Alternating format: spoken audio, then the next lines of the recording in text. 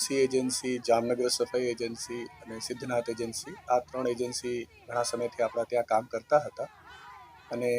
એ લોકો contract basis ઉપર વર્કર્સને આઉટસોર્સિંગમાં રાખતા હતા. અને અત્યારે આપણા ત્યાં નવી એજન્સી આવી ગઈ છે, પણ આ જે વાત છે કે બંસીના કર્મચારીઓને પીએફ ચૂકવણા બાબતમાં, તો અમારા ત્યાં જે પણ કામગીરી થતી હોય ઓફિશિયલી એકાઉન્ટ્સ પ્રમાણે, એ બધી અમે જે બિલ્સ હોય એમાં એમને કોન્ટ્રાક્ટ એજન્સીને ચૂકવેલા હોય છે.